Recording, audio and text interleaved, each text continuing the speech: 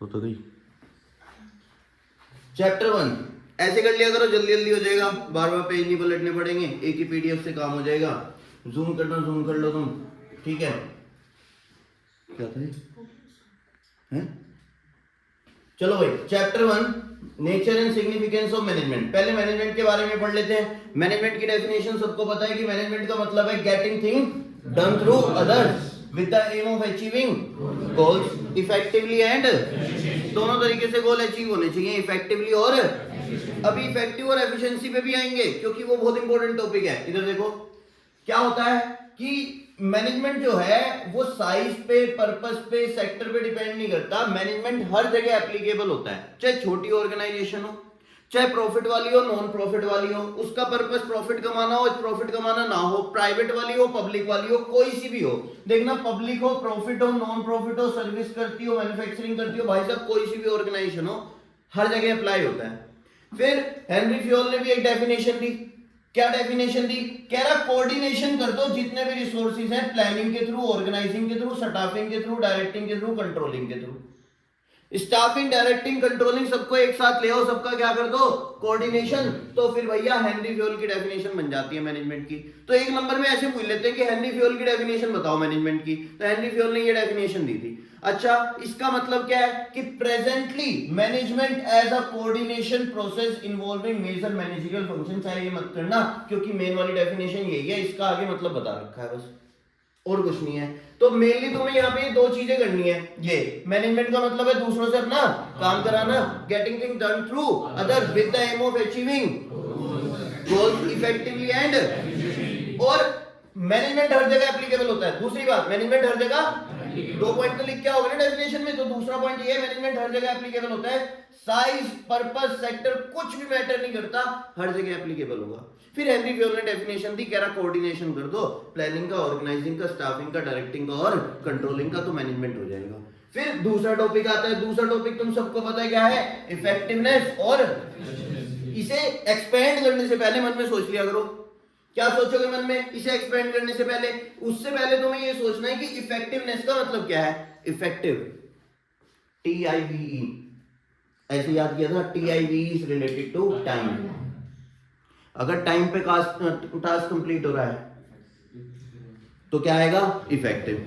अब तुम्हें एक नई चीज पता लगेगी यहाँ पे, अगर तुम देखना चाहो। और एफिशिएंसी का मतलब क्या है? मिनिमम कॉस्ट पे काम करना एंड मैक्सिमम यूटिलाइजेशन ऑफ, दोनों चीजें, मिनिमम कॉस्ट पे काम करना और मैक्सिमम यूटिलाइजेशन ऑफ, दोनों चीजें साथ होनी चाहिए। तो फिर क्या आएगा? एफिशिएंसी। पर मैं इफेक्टिवनेस में तुम्हें एक और बात बताता हूं। ये देखो, इफेक्टिवनेस की एक और बात अगर मैं बात करूं तो इफेक्टिवनेस में ये रहा, इतना तुम्हें पता ही है, concern with the doing the, ये नहीं पता तुम्हें, पता टाइम पे टास्क कंप्लीट होना चाहिए। साथ में एक और वर्ड यूज हुआ आज, राइट टास्क होना चाहिए और राइट टाइम। अब दो चीजें जुड़ गई, टास्क कंप्लीट होना चाहिए और टाइम पे कंप्लीट होना चाहिए। अगर वो इतना भी लिख देना केस स्टडी में कि टास्क क्या हो गया है? कंप्लीट। टास्क क्या हो गया है? टाइम की बात भी ना करें। बहुत सारी केस स्टडी होती है ऐसी जहां बच्चे कंफ्यूज हो जाते हैं, कहते हैं भैया टाइम की बात तो करी नहीं, फिर मैं उन्हें कहता हूं देख टास्क तो कंप्लीट हो गया ना, इसका मतलब टाइम पे टास्क कंप्लीट हो चुका है। तो अगर वो बोल रहे हैं कि टास्क कंप्लीट हो गया, साथ में ये नहीं बता रहे टाइम कितना लगा, तो मान लेना कि टाइम पे टास्क कंप्लीट हो चुका है। तो राइट टास्क कंप्लीट हो गया, वो भी किस पे? राइट टाइम पे। तो क्या कहलाएगा? इफेक्टिवनेस। और एफिशिएंसी कब कहलाएगा भैया? एफिशिएंसी तब कहलाएगा जब आप मैक्सिमम यूटिलाइजेशन ऑफ रिसोर्सेज कर लो। देखना, मिनिमम कॉस्ट पे काम करना और मैक्सिमम यूटिलाइजेशन ऑफ रिसोर्सेज, ऐसे याद रखते हैं। एफिशिएंसी के लास्ट में C आ रहा है तो कॉस्ट हो गया, और इफेक्टिव के लास्ट में TIVE आ रहा है तो वो टाइम हो गया। ठीक है। और एग्जांपल तुम्हें पता ही है कि एक बंदा था, टेलर था, उसे ऑर्डर मिला था 400 शर्ट का, 10,000 शर्ट बनानी, 400 रुपए में बनानी थी। उसने 10,000 शर्ट तो बना दी, टास्क तो कंप्लीट कर लिया, वो भी राइट टाइम पे, पर कॉस्ट आ गई 410। कितनी आ गई? कॉस्ट 410 आ गई, मतलब ज्यादा आ गई। तो वो एफिशिएंट तो है नहीं, क्या नहीं है? एफिशिएंट नहीं है, पर इफेक्टिव है क्योंकि टाइम पे टास्क कंप्लीट हो गया, पर कॉस्ट क्या आ गई? ज्यादा। तो एफिशिएंट नहीं है पर क्या है? इफेक्टिव है। दो टॉपिक कवर होते हैं, एक डेफिनेशन और दूसरा इफेक्टिवनेस और एफिशिएंसी। फीचर्स पे आ जाते हैं। फीचर तुम सबको पता ही है, यहाँ पे 7 फीचर पढ़े जाते हैं। 7 फीचर कौन कौन से हैं ऐसे याद कर लेते हैं, वैसे ही बिना इसके भी एक्सपेंड करूंगा तो तुम्हें दिख जाएंगे। तो बिना इसके याद करो, क्या क्या थे? गोल ओरिएंटेड, परवेसिव, ये 3 तो आने ही होते हैं। गोल ओरिएंटेड, परवेसिव, एक मतलब भी पता होना चाहिए। परवेसिव वो जो हर जगह, और ये हम डेफिनेशन में भी पढ़ रहे थे कि मैनेजमेंट हर जगह एप्लीकेबल होता है, चाहे छोटी साइज की ऑर्गेनाइजेशन हो, बड़ी साइज की हो, पब्लिक हो, प्राइवेट हो, मैन्युफैक्चरिंग हो, सर्विस हो, कैसी भी। फिर दूसरा हम ये पढ़ते हैं कि परवेसिव है, कॉन्टिन्यूस है। कॉन्टिन्यूस नेवर एंडिंग, कभी खत्म नहीं होता, तब तक चलेगा जब तक ऑर्गेनाइज, क्योंकि मैनेजमेंट 5 चीजों को मिला के बना है।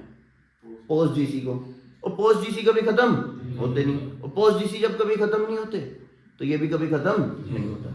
फिर तीसरा हमने कहा गोल ओरिएंटेड, ये भी हमने डिफाइन नहीं पढ़ा कि मैनेजमेंट का पर्पस है गोल को अचीव करना, दोनों तरीके से, इफेक्टिवली और एफिशिएंटली, है ना।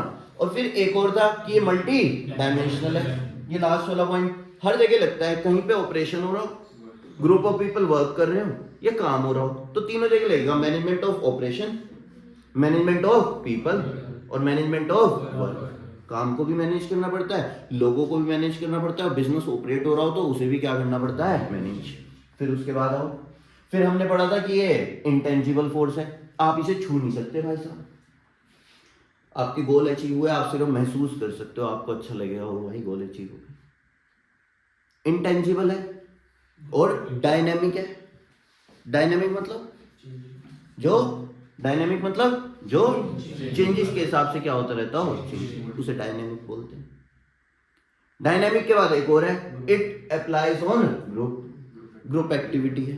सिंगल पर्सन कभी भी मैनेजमेंट का मतलब है दूसरों से काम कराना। सिंगल बंदा दूसरों से क्या ही काम करा लेगा, कोई काम नहीं करा सकता। तो इसलिए हमेशा किस पे अप्लाई होता है? ग्रुप पे। अब डिटेल में आ जाओ तो आपको यहाँ नाम दिख जाएंगे। देखो सबसे पहले परवेसिव, कॉन्टिन्यूस, गोल ओरिएंटेड, ये 3 मैंने अलग कर दिए। ये 3 और अलग कर लो, कौन कौन से?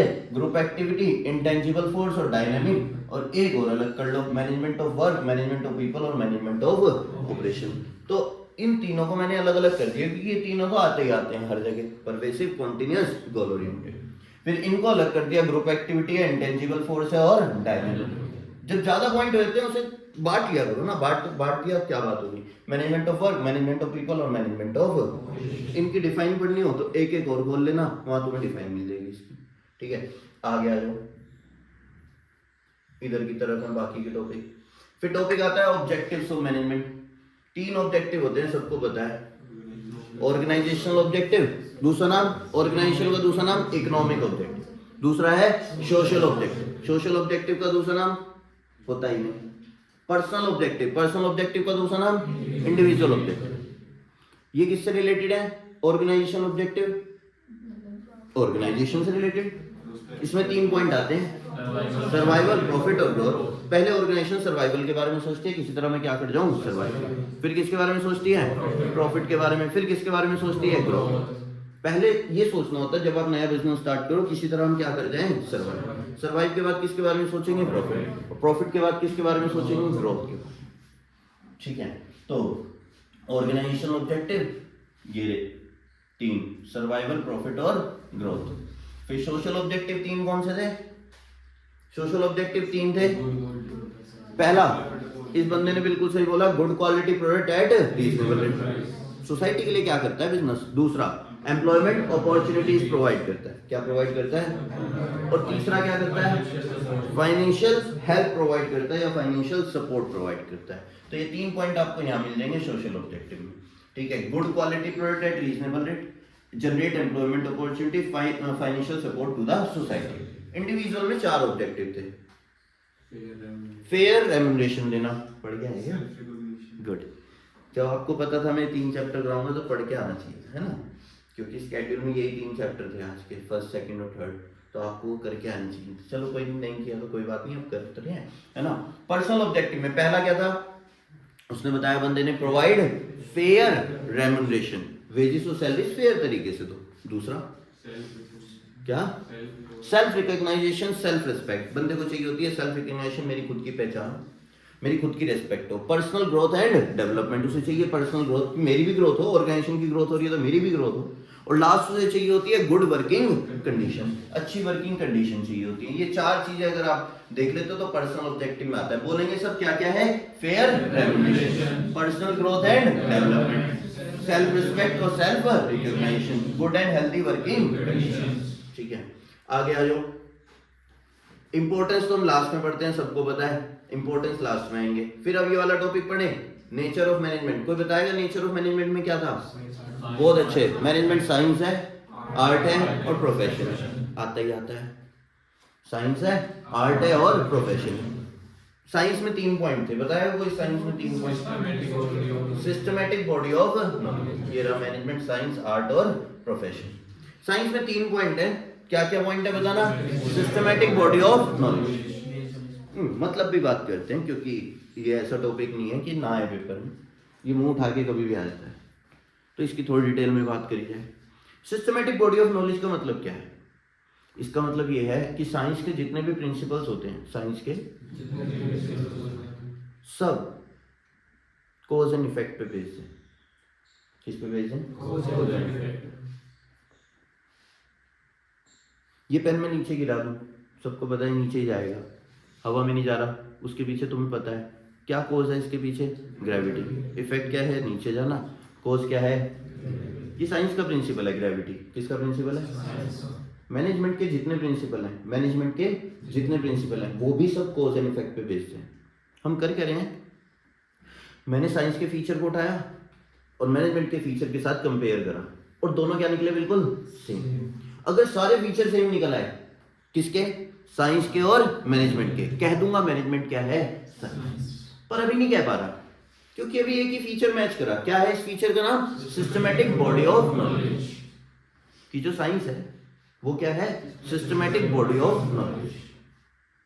साइंस आपको जितने भी प्रिंसिपल्स देता है वो सब कॉज एंड इफेक्ट पे बेस्ड होते हैं। किस पे बेस्ड होते हैं? उसी तरह जितने भी मैनेजमेंट के प्रिंसिपल है सब कॉज एंड इफेक्ट पे बेस्ड होते हैं। अब मैं तुम्हें एक लेक्चर दूं मोटिवेट करने का, तुम थोड़ा बहुत मोटिवेट होकर घर जाओगे, थोड़ा टाइम पढ़ोगे, फिर क्या मजे भी करने। धुरंधर देखेंगे, धुरंधर कौन कौन देखा है? धुरंधर बताने की थोड़ा ना हो तुम। धुरंधर नहीं देखी तुमने? झूठ बोल ले हैं? शार्डन वालों ये बैठे, हाँ भाई, होली एंजल वालों नहीं देखी? तुम्हारे दोस्त तो गए हुए थे क्या धुरंधर गए, पर ये रिकॉर्ड हो जाएगा। साइंस, आर्ट और प्रोफेशन। मैनेजमेंट क्या है? साइंस भी है, आर्ट भी है और प्रोफेशन। हम साइंस के बारे में बात कर रहे हो, पहला प्रिंसिपल पढ़ लिया क्या? सिस्टमैटिक। और दोनों साइंस भी सिस्टमैटिक बॉडी ऑफ नॉलेज है क्योंकि उसके प्रिंसिपल कॉज एंड इफेक्ट पे बेस्ड हैं। ये याद रखना, उसके प्रिंसिपल, इसके मैनेजमेंट के प्रिंसिपल भी किस पे बेस्ड हैं? किसी को मोटिवेट करो तो उसकी एफिशिएंसी बढ़ जाती है। कॉज है मोटिवेशन, इफेक्ट है एफिशिएंसी का बढ़ना। दूसरा पॉइंट बताइए, वो दूसरा पॉइंट क्या है इसमें? Personalised application. नहीं, वो तो आर्ट में है। Principle based on. तुम्हें क्या लगता है साइंस के प्रिंसिपल रातों रात बन जाते हैं कि सुबह उठे आज एक प्रिंसिपल बना देंगे? नहीं, वो एक्सपेरिमेंट से बनते हैं, उनकी स्टडी की जाती है, तब जाके उनके एक्सपेरिमेंट किए जाते हैं, तब बनते हैं। तुम्हें वैक्सीन ऐसी थोड़ा लगा दी थी, पहले टेस्टिंग हुई थी वैक्सीन की। कौन सी वाली वैक्सीन कह रहा मैं? कोविड वाली। जिस जिसने लगवाई थी सबको बीमारियां हो रही है ऐसे कह रहे, हमने लगवाई नहीं थी। नहीं लगवाई, मैं तो नहीं सही हूँ, जब मरूंगा लगा देना। दूसरी बात, एक्सपेरिमेंट से बनते हैं क्या? मैनेजमेंट के प्रिंसिपल भी एक्सपेरिमेंट से बनते हैं या मैनेजमेंट के प्रिंसिपल रातों रात बन जाते हैं? वो भी किससे बनते हैं? एक्सपेरिमेंट। बट दिक्कत है वो मैनेजमेंट जो है वो ह्यूमंस के साथ डील करता है और ह्यूमन बीइंग्स पे एक्सपेरिमेंट्स अलाउड नहीं है। ये कह लो उन सब का नेचर अलग अलग होता है तो उन पे एक्सपेरिमेंट वर्क भी नहीं करते। तो इस तरह से ये वाला फीचर पूरी तरीके से मैच नहीं, मैच हुआ पर पूरे तरीके से मैच नहीं हुआ। तो सेकंड प्रिंसिपल मैच नहीं हुआ। Third universally applicable. मैनेजमेंट के प्रिंसिपल, साइंस के प्रिंसिपल हर जगह एप्लीकेबल है, ग्रेविटी हर जगह एप्लीकेबल है, कहीं भी चले जाओ। बट मैनेजमेंट के प्रिंसिपल वो भी हर जगह एप्लीकेबल है, हाँ हर जगह एप्लीकेबल है, पर उन्हें सिचुएशन के हिसाब से क्या करना पड़ता है, मॉडिफाई करना पड़ता है। तो तीन में से एक फीचर तो पूरा मैच हो गया, पर दो फीचर पूरी तरीके से मैच नहीं हुए, तो फिर कह सकता हूं मैनेजमेंट साइंस है, कह सकता हूं, पर कहूंगा मैनेजमेंट इनएग्जैक्ट साइंस है। कैसी साइंस है? Not a pure science like physics और केमिस्ट्री। चाहे पढ़ लो, इसमें देखना जरा, 3 पॉइंट है। पहला क्या है? सिस्टमैटिक बॉडी ऑफ नॉलेज, क्योंकि प्रिंसिपल किस पे बेस्ड होते हैं? Causative. Principle develop through observation and experimentation but are inexact due to human being. पूरी तरीके से मैच नहीं करते। यूनिवर्सल वैलिडिटी बट कॉन्टेक्स्ट को क्या करना पड़ता है? मॉडिफिकेशन करना पड़ता है, पूरे तरीके से एप्लीकेबल नहीं होता। आर्ट पे आ जाओ। आर्ट के में कितने पॉइंट थे? 3 पॉइंट थे। कोई बताएगा आर्ट के 3 पॉइंट? एक तो इसने बता दिया था हमें, पर्सनलाइज एप्लीकेशन पर पहला पॉइंट तीनों में, साइंस में, आर्ट में और प्रोफेशन में, नॉलेज से रिलेटेड है। किससे रिलेटेड? यहां पे भी यही है। क्या है? Existence of theoretical and fine arts है किसी के पास? फाइन आर्ट्स नहीं है तुम्हारे पास? फाइन आर्ट्स में पता है क्या होता है? तुम कहोगे आर्ट है तो सिर्फ ड्राइंग करनी होगी, नहीं। फाइन आर्ट्स तुम्हारा सब्जेक्ट है, उसमें प्रैक्टिकल भी होता है और साथ के साथ थ्योरी भी होती है। आर्ट में थ्योरी होती है भाई साहब, ये वाली आर्ट किसने बनाई, कैसे बनाई, क्या क्या हुआ, कब बनी है आर्ट, कहाँ बनी है आर्ट, ऐसे आज ये कहाँ पे रखी हुई है, कितनी वैल्यू है, ऐसी ऐसी थ्योरी होती है शायद आर्ट्स में। जितने भी कलाएं हैं दुनिया की सारी थ्योरेटिकल और प्रैक्टिकल नॉलेज पे बेस्ड है। किस पे बेस्ड है? उसी तरह क्या तुम्हारा जो मैनेजमेंट है, बीएसटी है, बिजनेस स्टडीज, क्या वो भी थ्योरेटिकल और प्रैक्टिकल दोनों पे बेस्ड है? हाँ, होता नहीं तुम्हारा। अभी थ्योरी का पेपर हो रहा है, थोड़े टाइम पहले क्या हुआ था तुम्हारा? प्रैक्टिकल हुआ नहीं था। तो पहला फीचर दोनों में क्या करेगा? मैच। किस किस का फीचर? आर्ट और साइंस मैनेजमेंट। अब हम आर्ट और मैनेजमेंट का पढ़ते हैं, आर्ट और मैनेजमेंट। तो मैनेजमेंट का फीचर और आर्ट का फीचर मैच कर गया। क्या फीचर का नाम क्या है? बेस्ड ऑन या existence of theoretical and practical knowledge. दूसरा फीचर इसने बता दिया था, पर्सनलाइज। कला पर्सनलाइज होती है, वेरी करती है पर्सन टू पर्सन। 2 डांसर को डांस करवाओ, सेम डांस नहीं कर पाएंगे। 2 सिंगर को सेम सॉन्ग दे दो, सेम तरीके से नहीं गा पाएंगे, अलग अलग तरीके से गाएंगे, क्योंकि उनकी जो कलाएं हैं, उनकी जो स्किल्स हैं, वो पर्सनलाइज हैं, अलग अलग हैं। उसी तरह सेम बिजनेस 2 मैनेजर को दो, अलग अलग रिजल्ट देंगे। तो आर्ट जो है वो बहुत ही पर्सनलाइज चीज है। उसी तरह मैनेजमेंट भी क्या है? एक पर्सनलाइज चीज है, पर्सनलाइज एप्लीकेशन है, क्योंकि प्रिंसिपल तो सबने सेम पढ़े हैं, पर लगाते सब अलग अलग तरीके से, इसलिए रिजल्ट अलग अलग आते हैं। अब 2 फीचर हो गए और दोनों क्या कर गए? मैच। किसके फीचर? आर्ट के। पहला based on theoretical and practical knowledge, और दूसरा पर्सनलाइज एप्लीकेशन। तीसरा बताया हुआ based on practice and creativity. Art के जितने भी कलाएं होती हैं दुनिया में, जितनी भी कलाएं होती हैं, वो प्रैक्टिस और क्रिएटिविटी से आती हैं। आपको उसकी रेगुलर प्रैक्टिस करनी पड़ती है और उसकी कुछ क्रिएटिविटी करनी पड़ती है, तभी आप जिंदा रह पाओगे, उस आर्ट से कुछ कमा पाओगे। अगर आप क्रिएटिविटी नहीं करोगे तो आप खत्म हो जाओगे। तो देखना, आर्ट कला जो है वो बेस्ड होती है इन पे। ये रहा, require skillful application of knowledge and practical experience, personalized application based on practice and creativity। और तीनों फीचर मैच कर गए तो मैनेजमेंट क्या है? आर्ट है। और पता है कैसी आर्ट है? दूसरों से अपना काम कराने की, जो हमने शुरू में डिफाइन में पढ़ा। फिर आता है management as a profession. Profession के कितने पॉइंट है? 5 पॉइंट है। कितने पॉइंट है? 5। यहाँ पे अलग करके लिखे हुए हैं बीच में से, पर हम 5 पॉइंट अपने रिवाइज कर लेते हैं। 5 पॉइंट हमारे कौन कौन से हैं? सबसे पहला वही नॉलेज वाला, वेल डिफाइंड बॉडी ऑफ जितने भी प्रोफेशन है, अकाउंटिंग सीए वाला, लॉ लीगल, और कौन सा प्रोफेशन? डॉक्टर का प्रोफेशन होता है। जितने भी प्रोफेशन है ना दुनिया में, सब में नॉलेज चाहिए होती है या नहीं चाहिए? चाहिए ना। डॉक्टर बनने के लिए, लॉयर बनने के लिए नॉलेज चाहिए। उसी तरह मैनेजमेंट करने के लिए नॉलेज चाहिए क्या? हाँ, मैनेजमेंट भी एक नॉलेज बेस्ड प्रोग्राम है। तो पहला फीचर मैच कर गया। कह दो मैनेजमेंट प्रोफेशन है? नहीं, कितने फीचर मैच करने पड़ेंगे? 5।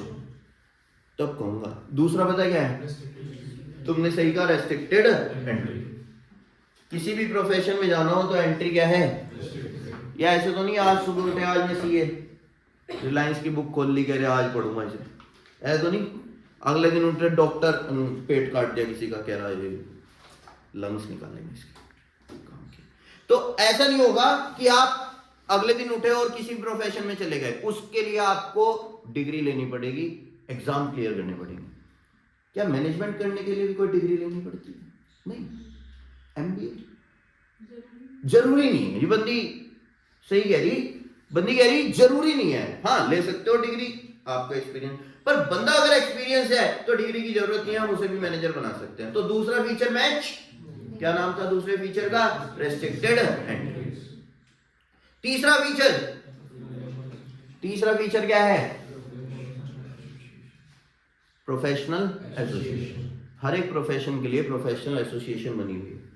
डॉक्टर के लिए बना हुआ है एम्स, सीए के लिए बना हुआ है आईसीएआई, लॉयर्स के लिए क्या बना हुआ है? लॉयर्स के लिए बार काउंसिल। मैनेजर के लिए भी कुछ बना हुआ है? मैनेजर के लिए कुछ नहीं है ऑल इंडिया मैनेजमेंट एसोसिएशन।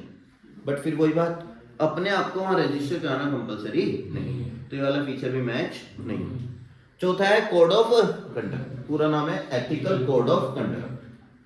अगर तुम कोड ऑफ कंडक्ट निभा सकते हो, मतलब हर एक प्रोफेशन में होते ही हैं, उन्हें निभाना पड़ता है, उसी तरह मैनेजर को भी एक कोड ऑफ कंडक्ट दिया हुआ है कि अच्छी क्वालिटी का प्रोडक्ट बनाओ, वो भी रीजनेबल रेट पे। और लास्ट सर्विस मोटिव। हर एक प्रोफेशन का काम होता है सर्विस देना, उसके बदले फीस लेना, पर आजकल ज्यादातर मैनेजर सैलरीड पर्सन हो चुके हैं, तो ये फीचर भी पूरी तरीके से मैच नहीं। ठीक है, तो ये क्या थे? ये नेचर ऑफ मैनेजमेंट थे। लेवल याद है तुम्हें? 3 लेवल थे, कौन कौन से? टॉप लेवल, मिडिल लेवल और लोअर लेवल। टॉप लेवल कौन कौन आता है? टॉप लेवल में CEO, CFO, chief financial officer, managing director, general manager, खास बंदा। सारे मैनेजर लोअर में आएंगे, ये खास बंदा जनरल मैनेजर, हेड मैनेजर, ये किस में आता है? टॉप में। बहुत सी बार एमसीक्यू आ जाता है, manager manager manager manager, 4 manager दे देंगे, कहेंगे बताओ कौन टॉप लेवल में आएगा, तो कौन आएगा? जनरल मैनेजर आएगा। अच्छा, और कौन आता है? प्रेसिडेंट आता है, चेयरमैन आता है, वाइस प्रेसिडेंट आता है, ये सब टॉप में आते हैं। टॉप का काम क्या है? टॉप के 6 काम है। टॉप वाले के कितने काम है? 6। तुम्हें जल्दी जल्दी याद दिलाता हूं। टॉप वाला क्या करता है? याद कर लेना। टॉप वाला क्या करता है? पॉलिसी बनाता है, प्लान बनाता है, ऑब्जेक्टिव बनाता है, लॉन्ग टर्म गोल्स बनाता है। दूसरा काम, डिपार्टमेंटल हेड्स को अपॉइंट करता है। मिडिल वालों को अथॉरिटी रिस्पॉन्सिबिलिटी बताता है। फाइनेंस, ये वाला पॉइंट पूरा हो जाए, फाइनेंस और रिसोर्सेज अरेंज करके देता है, फिक्स एसेट वगैरह। फिर इसने बता दिया सर्वाइवल और प्रॉफिट के बारे में सोचता है। किसके बारे में? सर्वाइवल और प्रॉफिट के बारे में। और लास्ट, सारे डिपार्टमेंट को आपस में क्या करता है? कोऑर्डिनेट। किसका काम था ये? टॉप लेवल का। टॉप लेवल के 6 फंक्शन है। 6 फंक्शन है टॉप लेवल के। इन्होंने 4 में कर दिए, पर 6 हैं टोटल, उन्होंने मिल के लिख दिए होंगे। ऑब्जेक्टिव बनाना, पॉलिसी बनाना, बजट बनाना, लॉन्ग टर्म प्लान बनाना, इशू करना गाइडलाइन मिडिल वालों को, और डिपार्टमेंटल हेड अपॉइंट करना। ये 2 पॉइंट थे, एक नहीं आ रहे। असेंबल करना रिसोर्सेज जैसे फिक्स एसेट हो गए, फाइनेंस हो गए, कोऑर्डिनेट करना अलग अलग डिपार्टमेंट की एक्टिविटीज को, और वेलफेयर और सर्वाइवल के बारे में सोचना। हो गए 6 पॉइंट। 2 ये रहे, 1 ऐसे। ये किसके थे? Top level. टॉप लेवल के बाद कौन आएगा? मिडिल लेवल के 5 ही फंक्शन है। 4 काम तो ये लोअर के लिए करता है, 4 काम ये, ऐसे याद रखना है, 4 काम ये लोअर के लिए करता है। कौन कौन से? टॉप लेवल ने पॉलिसी बनाई, वो किसको बताना? लोअर वालों को। टॉप ने जो पॉलिसी बनाई, मिडिल वालों का काम है। मिडिल वाले क्या करते हैं? मोटिवेट करते हैं। किसको? लोअर का दूसरा नाम है सुपरवाइजरी, तो यहाँ सुपरवाइजरी लेवल यूज है। तीसरा, उनकी अथॉरिटी, रिस्पॉन्सिबिलिटी, अकाउंटेबिलिटी डिसाइड करेंगे। और चौथा, उनकी प्रॉब्लम रिमूव करेंगे। 4 काम किसके लिए करें? लोअर। एक आपस में करते हैं, आपस में सारे डिपार्टमेंट की एक्टिविटीज को क्या करते हैं? कोऑर्डिनेट। लोअर वाला क्या करता है? पहले मिडिल वाला पढ़ से, फिर लोअर वाले पे आएंगे। मिडिल वाला क्या करता है? मिडिल वाला भी 4-5 काम है, मिलके लिखे हुए होंगे, मैं दिखा देता हूँ। ये intermediate and exam explain top level plan and policy to the lower level. Authority responsibility decide करना किसकी? लोअर वालों की। मोटिवेट करना और सॉल्व करना प्रॉब्लम सुपरवाइजरी स्टाफ की, और कोऑपरेट करना for the smooth running of organisation. Lower वाला भी काम करता है, ऐसा नहीं है लोअर वाला कुछ नहीं कर रहा। लोअर वाला भी काम करता है, 4 फंक्शन इसके भी बता रखे हैं। तो देखना जरा 4 फंक्शन कौन कौन से हैं। वर्कर की प्रॉब्लम, जो लोअर के नीचे काम करते हैं वर्कर, उनकी प्रॉब्लम किसे बताना, क्योंकि इनके पास पावर नहीं है ना प्रॉब्लम सॉल्व करने की, तो ये जाके किसे बता देते हैं, मिडिल वाले। दूसरा, प्रिवेंट करना wastage of raw material and control production cost by maintaining quality. ये 2 अलग अलग पॉइंट हैं।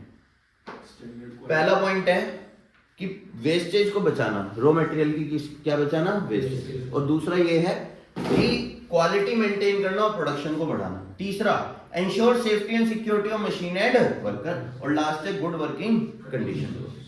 ये किसके फंक्शन थे, लोअर लेवल के।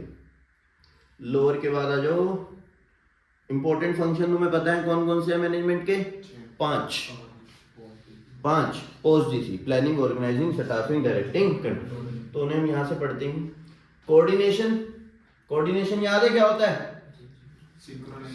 हाँ, synchronising the activities of different department. It is like a silken thread that passes through all the activities of management. एक ऐसी धागा जो सारी एक्टिविटीज को आपस में जोड़ देता है। हमें क्या पढ़ना है, हमें इसमें 2 चीजें पढ़नी है। सबसे पहले हमने पढ़नी है नीड एंड इंपॉर्टेंस, फिर हम पढ़ेंगे कैरेक्टरिस्टिक्स। नीड एंड इंपॉर्टेंस में कितने पॉइंट है, 3 पॉइंट है बस। पहला पॉइंट, ग्रोथ इन, जब ऑर्गेनाइजेशन साइज में बड़ी हो जाती है, अलग कल्चर, अलग रिलीजन, अलग वैरायटी के लोग आते हैं, आपस में लड़ते हैं, तो हमें उनको क्या करना पड़ता है, कोऑर्डिनेट। दूसरा पॉइंट क्या लिखा है, नाम से समझो, हर डिपार्टमेंट का काम अलग अलग है, उन सारे डिपार्टमेंट की एक्टिविटीज को आपस में जोड़ना पड़ता है। तीसरा है स्पेशलाइजेशन। जब कंपनी स्पेशल पर्सन हायर कर लेती है ना, तो स्पेशल पर्सन ना अपनी विल पे काम करता है, अपने हिसाब से, कि मैं अपने हिसाब से काम करूँ। और जब वो अपने हिसाब से काम करता है ना, स्पेशलाइज पर्सन जो होते हैं अपने हिसाब से काम करते हैं, बाकियों के साथ क्या नहीं कर पाते, कोऑर्डिनेट। तो इन 3 जगह तुम्हें किसकी जरूरत पड़ेगी, कोऑर्डिनेशन। हमने क्या पढ़ा है, need and importance of coordination. फिर आता है फीचर्स ऑफ कोऑर्डिनेशन, या नेचर कह लो या कैरेक्टरिस्टिक्स कह लो। कितने हैं ये, 6 हैं, ठीक है। फीचर्स देख लेते हैं जल्दी से। सबसे पहला क्या दिख रहा है, इंटीग्रेटिंग। मतलब क्या है इसका, वो नाम से बता रहे हो, पर यहाँ पे ग्रुप, इंटीग्रेटिंग ग्रुप एफर्ट्स का मतलब है कि अकेला बंदा क्या नहीं कर सकता, कोऑर्डिनेशन। कोऑर्डिनेशन हमेशा ग्रुप पे अप्लाई होता है, सिंगल पर्सन पे कभी भी कोऑर्डिनेशन अप्लाई नहीं होता। फिर आता है इंश्योर यूनिटी ऑफ एक्शन। अच्छा, ये बात पक्की है, क्या बात पक्की है, कि आपको अगर कोऑर्डिनेशन कर रहे हो तो सब एक ही डायरेक्शन में काम करेंगे, एक ही गोल के पीछे भागेंगे, उन सब की एक्टिविटीज जुड़ जाएंगी। आगे देखो, 4 पॉइंट और दिखेंगे, कहाँ गए, कहीं तो गए, ये 2 तो आते हैं, कौन कौन से, continuous, pervasive, responsibility of top वाला मिडिल के साथ कोऑर्डिनेट करेगा, मिडिल वाला टॉप और लोअर दोनों के साथ, और लोअर वाला मिडिल और वर्कर्स के साथ कोऑर्डिनेट करेगा। और फिर है डेलिब्रेट फंक्शन। डेलिब्रेट उसे बोलते हैं जो सोच समझ के बनाया जाए। तो कोऑर्डिनेशन सोच समझ के किया जाता है कि कौन किसका हेड रहेगा और कौन किसका सबऑर्डिनेट। ये थे क्या क्या फीचर्स। एक चीज हो रहा है चैप्टर में, पढ़ लो, क्या है, इंपॉर्टेंस। दिख रही है कौन,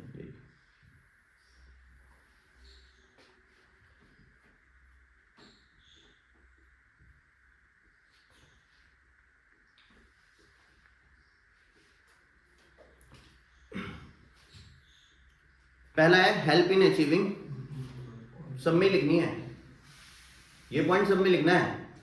प्लानिंग हो गया, ऑर्गेनाइजिंग हो गया, स्टाफिंग, सबकी एक फायदा तो है कि वो गोल्स को अचीव करने में क्या करते हैं, मदद।